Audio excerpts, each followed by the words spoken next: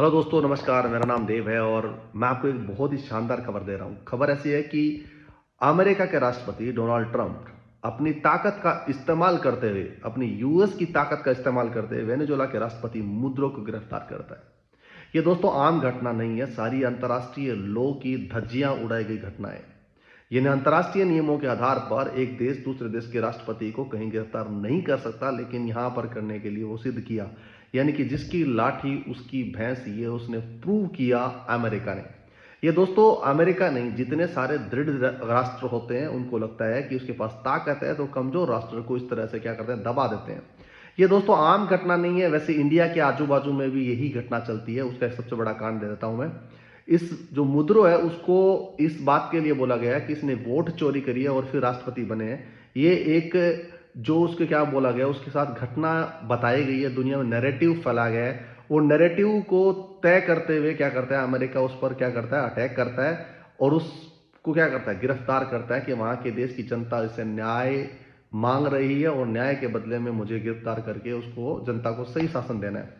ये मात्र और मात्र एक घटना नहीं है दोस्तों, ये जानबूझ के की गई साजिश है वहां से उसको हटाने की।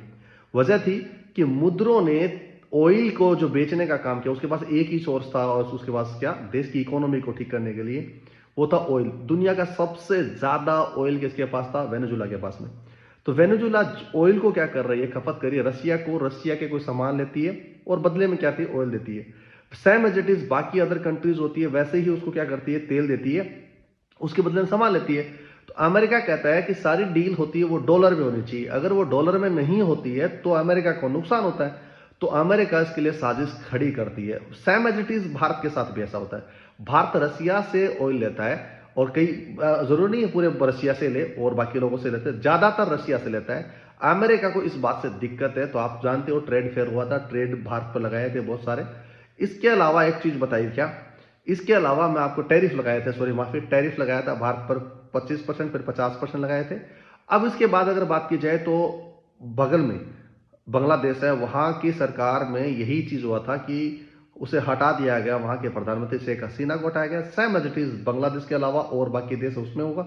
भारत में भी ये ताकतें चलाने की कोशिश कर रहे हैं, लेकिन भारत का सबसे बड़ा कारण यह है कि यहाँ के सबसे लोग मल्टीपल थॉट के लोग होते हैं, यानी कि अलग अलग देश है, अलग अलग सब, मतलब इसकी ताकत यही है कि एक साइड में कोई अगर उसका विरोध करता है तो एक साइड में उसका सहयोग भी करता है। इस तरह से देश को तोड़ना आसान नहीं है, लेकिन फिर भी मैं कहूंगा कि भारत के इस सरकार को बहुत मजबूत होना चाहिए।